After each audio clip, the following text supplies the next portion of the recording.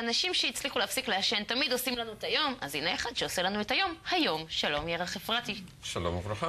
ושוב שלום לגומל מעישון תומר סקר. בוקר טוב. ירח, אתה עישנת שנים. שנים על גבי שנים. העישון התחיל אצלי כמו אז, בימים ההם, לא כמו היום, בגיל 18 לערך, כשלאט לאט הגעתי לקצב של 3 קופסאות ליום, שזה לא מעט. וואו, זה 20 סיגריות בקופסה, 60 סיגריות ביום, 7 דקות סיגריה, זה 420 דקות ביום בזבזת על סיגריות. אמת לאמיתה. מדהים. ומה שקרה, מה שהטריגר שהיה וקרה לפני כ-20 שנה, תפסתי את עצמי יום בהיר אחד, זה היה צהריים יותר נכון, במשרד, סיגריה במאפרה, עוד סיגריה בין האצבעות, סיגריה בפה, ואני הולך לשלוף את הסיגריה הרביעית. וואו. אז אני אמרתי כאן בקסטה למעלה, משהו השתבש אצלי והחלטתי עד כאן.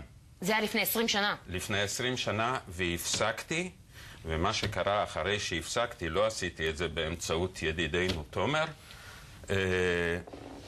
פשוט הגוף שלי חטף סטרס, אני השמנתי, כפי שאת רואה אותי היום, אני הייתי קרוב ל100 קילו.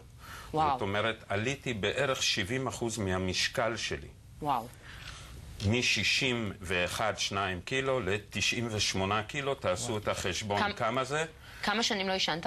ולא עישנתי 15 שנה, ואז באו בעקבות הסטרס שהגוף קיבל כל מיני מרעין בישין.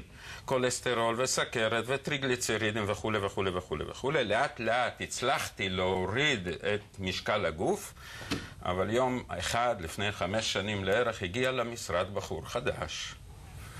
מעשן, ואני התפתיתי. סיגריה אחת. זה נקודה, תקשיבי, זה נקודה מאוד מעניינת. אחת. תומר, אני חייבת לדבר איתך על הנקודה הזאת. איך זה קורה שסיגריה אחת מפילה לנו הרגל של שנים? הפסיק לעשן. לא עישן 15 שנה.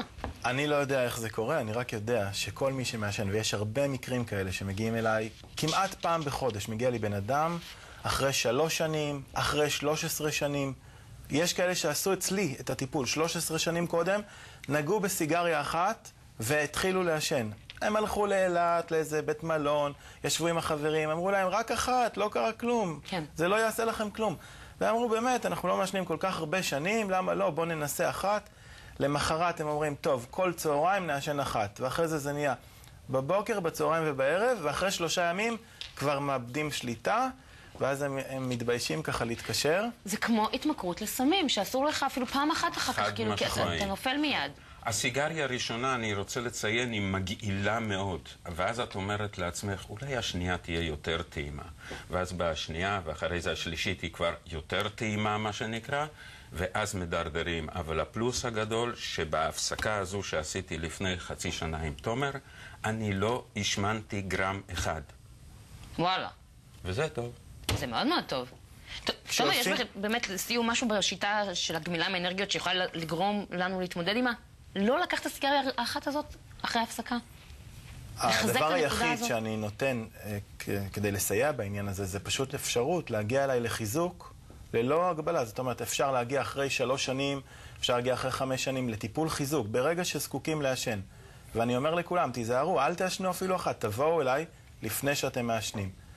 מה שחשוב גם זה העניין שפה את רואה שבן אדם שהפסיק באמצעות שיטה, באמצעות הטיפול שלי למשל, לא נכנס, הגוף שלו לא נכנס למצוקה, הגוף שלו הוא לא העלה במשקל ככה, כמו שהוא תיאר קודם, כמעט 40 קילו.